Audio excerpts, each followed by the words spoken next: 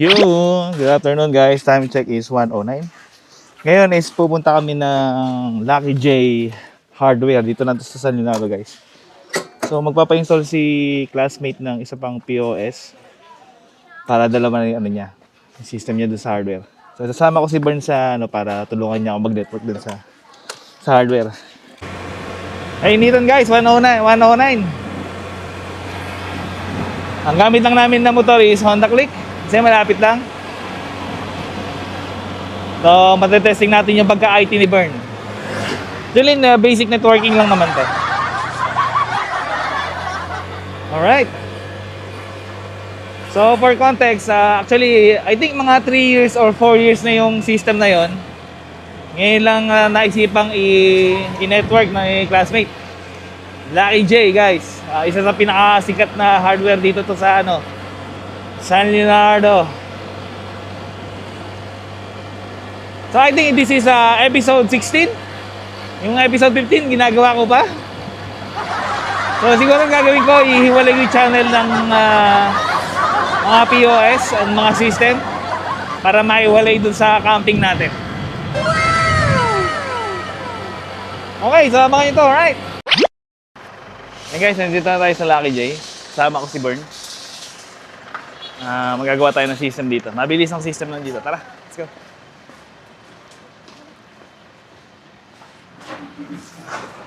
Sir, makapibidyo ka. Oo. Ano ba mga guys? Dito. Ayan. Ang lalakad dito, actually, hindi natin natin. Lalakad dito, kung masingil. Pwede masingil sa'yo. Ayan. Pwede mo siya mag-lang. Baka kayo. May ba? May lalaki. Sige na. Tapos pwede mo balik dito. Okay, may lalaki. Tapos pwede ka pang, pwede siya bayad. Ayun, what's up guys? Nandito tayo sa Lucky J Hardware dito sa... Ano pa to? Rizal ba ba rito? Rizal na.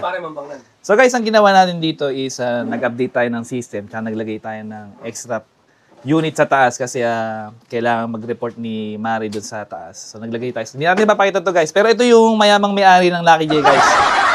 Ito pinaka-mabili ditong hardware dito sa San Leonardo.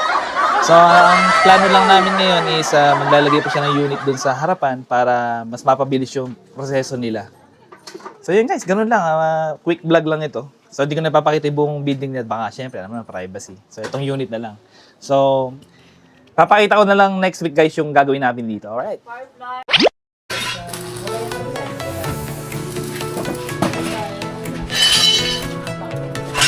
So, ayun guys, dito tayo kila taon nyo ulit. Pinatatagan natin itong ni Bern dahil nakita ko last time napunta kami ng Norsagaray, medyo medyo matatag na. Kaya maganda na yung